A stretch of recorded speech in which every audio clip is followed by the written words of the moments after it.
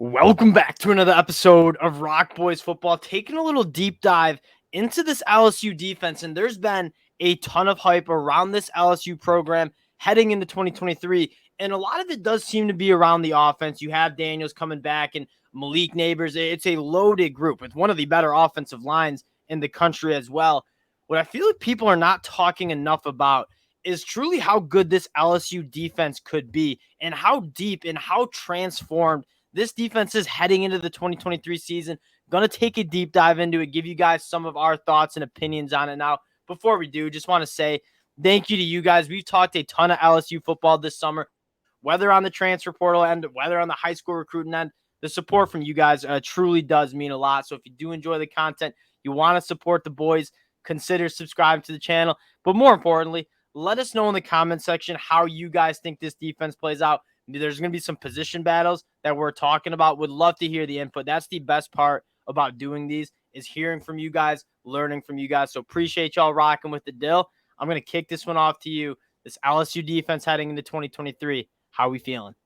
I think the biggest thing that's going to make a difference for this program is they added a ton of depth both in their defensive line and in the back end. And last year, you just felt like they did. If they had a bad injury go down, it did create a lot of problems. Their defensive linemen, I mean, you look at Mekhi Wingo, he was playing the whole game pretty much start to finish. And then a lot of the big programs, like think Georgia or Alabama, when their defense are really rolling, they can throw 2 or 3 even waves of defensive linemen at teams. I just think, again, last year they were kind of rebuilding this program back up.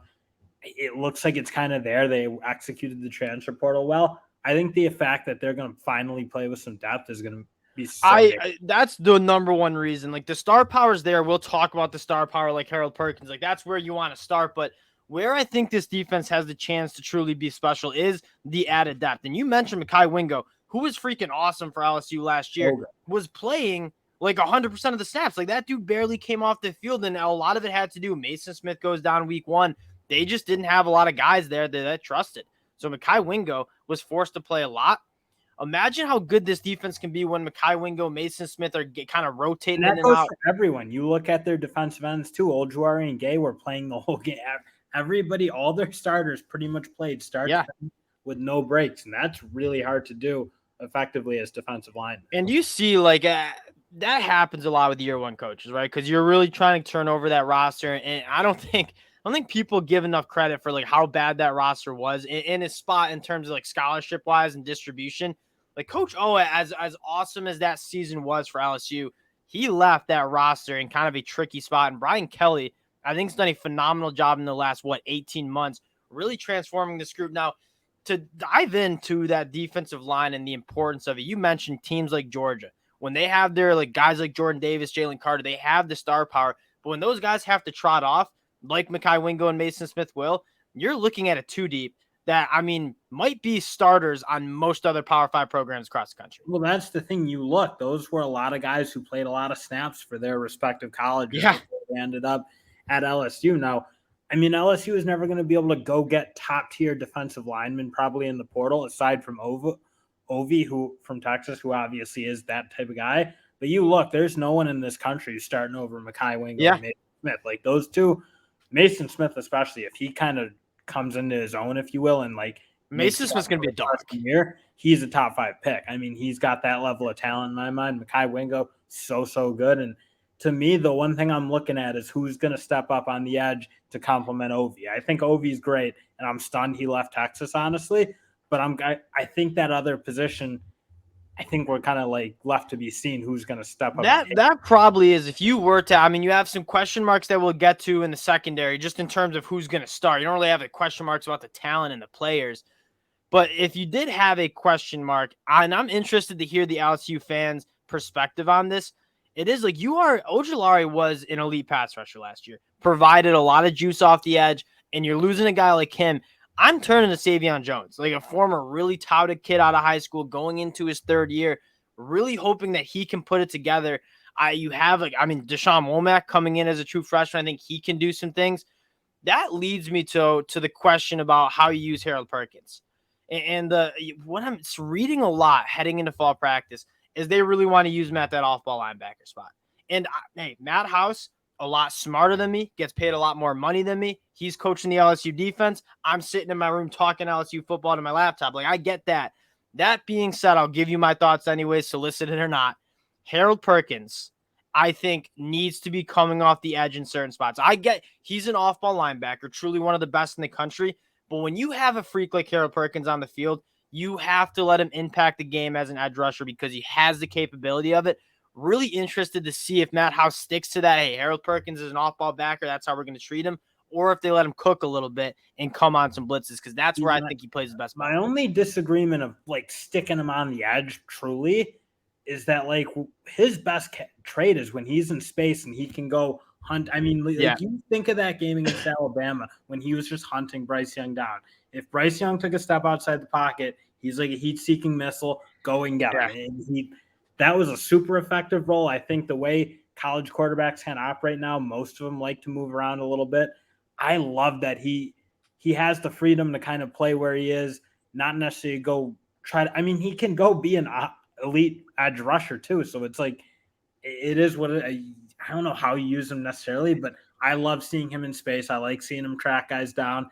That to me feels like when he makes the most impact. God, I'm going to say something so crazy. It's the offseason, so I feel like you're allowed to say crazy things, but like reminds me a lot of Micah Parsons. Like Micah Parsons playing that off-ball spot, and then when he gets to the Dallas Cowboys, it's like, okay, this dude's actually elite at rushing the passer as well. So any way you cut it, Harold Perkins is going to, and he's going to be the best player on this defense, I think, hands down. To me, is just an answer to, like, again, we talk like who is going to step up alongside Ovi to be a dynamic pass rusher on the edge.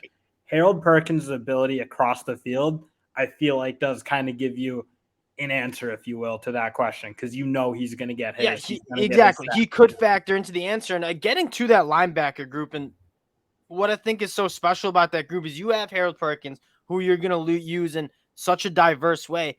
And then you go and get Omar Speights, who you'd be hard-pressed to find a more productive, experienced linebacker coming from Oregon State to kind of hold it down and kind of allow Harold Perkins to play with a leash now, or without a leash, I should say. And then you also have Greg Penn, who I think is also a really, really good football player. Like, that's when you get to that same conversation. The depth of this team is in such a better spot than it was in 2022. Yeah, and that's the thing. I mean, people kind of, when they got Omar Speights, it kind of felt like, oh, it's going to be him and Perkins. That's going to be their show. It's like, no, Greg Penn play. Greg Penn is not a shoo-in to be the back. Harold Perkins will be on the field every play. We all know that. Yeah. But Greg Penn's going to play a lot. And again, he probably adds a little bit more athletic upside than Omar Speights. Although, Omar Speights, his game is just, he's been playing forever and is wildly productive. I think all three of those guys can play together just because how versatile, though, Greg Penn and Harold Perkins especially are. Like, those two can really move in space. They can operate well across kind of different positions. I think you can see all three, and I think they're going to be really dangerous. And that's kind of a good point because, like, they do, Omar Speights and Greg Penn kind of balance each other out a little bit. Like, Omar Speights more of like a bigger, heavy-handed, like, box linebacker. So when you're playing teams that are going to try to play a little bit more physical, run heavy, Omar Speights might be the move. But when it's third down, when it's time to play in space, like, Greg Penn could come on the field and kind of be that guy. That's a nice point. They do balance each other out really well. Now, getting to an exciting topic for the LSU defense, but also a question mark time. And when I say question mark, I don't mean it's going to be bad. I just mean you don't really know what it's going to look like. And that's the secondary, where Brian Kelly completely retools this group kind of similarly to how he did last year, but brings in some guys that I am really excited with. Zy Alexander, from what I'm reading out of spring in the fall practice notes, he's going to be a starter. Coming from Southeastern Louisiana, a true playmaker. You bring in Deuce Chestnut, who I see more as a nickel, although he's getting reps on the boundary as well. He played some really good ball for Syracuse. And then Denver Harris. That's probably the biggest storyline of this LSU secondary is what kind of Denver Harris do you get? And that'll be the thing. I think the difference between last year and this year now is you've seen these guys they brought in the secondary play really high-level football. I think last year, they brought in guys from some big schools and whatnot, but you didn't necessarily see them really star. It's like when Denver Harris is on the field, he's a star. Zy Alexander, albeit at a slightly lower level of competition, was a star. Deuce Chestnut, again, same thing. He could really play. So I'm looking for this unit just to, again, you just, I feel like, have enough numbers that you're going to find two or three guys who can really play because Man, you got like 5 or 6 you're looking at. Like, well, and that includes like guys like Javian Toviano, who, as the freshman, really talented players who might get their own shot at making impacts. Yeah, we didn't even talk about J.K. Johnson, who was a former top 100 recruit as well. I mean, you said it best. It's probably just a numbers game, right? You got 6, 7 guys who can play. You got 3 cornerback spots to fill. Like, chances are you're going to find 3 quality starters. And I love this situation, circling back to Denver Harris, because I really do think he's kind of the key to this LSU defense. If you can get elite level Denver Harris, and you saw Denver Harris as true freshman at Texas A&M had some off the field issues. I get that. When he was on the field, like a true stud, a true like potentially first round draft pick, if he kind of puts it together, that's kind of the key. And kind of going off on a tangent, I think it's a perfect fit for him. Like, this isn't like you don't just come in and get this job. Like, you have to stay focused throughout fall camp. You have to bring it every single day, because if you don't, like, they got a lot of other quality dudes that can play ahead of you. So I do think Brian Kelly, one, has a track record with kind of getting the best out of his players, especially if they have some off the field issues. He kind of cleans that up, runs a tight ship. This ain't at coaching LSU. Like, some of that stuff that was tolerated will not be tolerated under Coach Kelly. And then second, I like the idea of surrounding Denver Harris with a lot of competition, pushing him to be his best self. So little like side note for me there. But any way you cut it, like, this LSU defense, as much hype goes to Jayden Daniels, and I get Jayden Daniels a stud. This offensive line is going to be great, a great wide receiving group. This defense, when you talk about LSU and what their goals are, which we said can be a national title contending team, this defense could truly be one of the best units in the country, and a large reason why LSU can win a national title in 2023. It's going to be a group that we're going to find out real quick against Florida State how good this group is. Really excited for that game. And again, appreciate y'all for locking in. If you do enjoy the content, consider subscribing to the channel. But again, more importantly, let us know in the comment section. We'll chop it up about some LSU football. Appreciate you guys, and we'll talk to y'all later. Peace.